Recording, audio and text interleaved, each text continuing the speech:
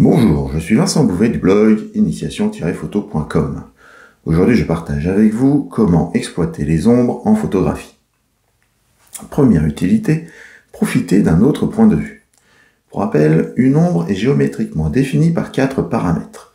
La forme du sujet, la direction de la lumière, la taille relative de la source de lumière par rapport au sujet, et la forme de la surface sur laquelle l'ombre du sujet est projetée. L'exemple classique des alliances est parfait pour illustrer ce propos. Ici, nous avons les sujets qui sont les alliances en elles-mêmes, la direction de la lumière qui est en contre-jour, une faible taille de la source de lumière car les ombres sont bien marquées. La surface de projection est formée par la reliure d'un livre. À la lecture de l'image, on comprend bien que les alliances représentent le couple de jeunes mariés, mais la représentation en forme de cœur de leurs ombres symbolise leur amour réciproque. Dans cette photo en particulier, ce dernier point est clairement indiqué et surtout renforcé par la netteté de la profondeur de champ sur le mot amoureux. L'exploitation de la règle des tiers a aussi permis d'exploiter les points forts pour optimiser le placement de chacun des 3 éléments principaux. La finalité de cette photo est qu'il y a bien eu 2 points de vue dans cette même image, c'est-à-dire la vision du spectateur qui, grâce à l'effet de profondeur de champ, distingue immédiatement les alliances et le mot amoureux, et la vision du couple qui est concrétisée par la forme de l'ombre projetée en forme de cœur. Deuxième possibilité, gérer une ambiance spécifique en apportant un aspect graphique. Les ombres sont souvent utilisées pour profiter de l'aspect graphique qu'elles peuvent apporter. C'est d'ailleurs l'utilité des photophores dans la vie de tous les jours, et surtout des gobos ou projecteurs en photographie de studio. Cette photo représente simplement un lustre photographié en contre-plongée totale. Tout son intérêt repose sur l'aspect graphique créé par l'ombre portée du lustre sur le plafond.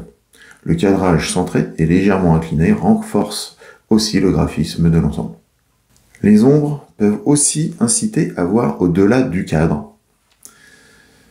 Lorsque la photographie montre uniquement l'ombre d'un élément, celle-ci peut devenir alors le sujet de l'image, ou au moins un complément du sujet de l'image, tout en évoquant subtilement l'élément d'où l'ombre est issue.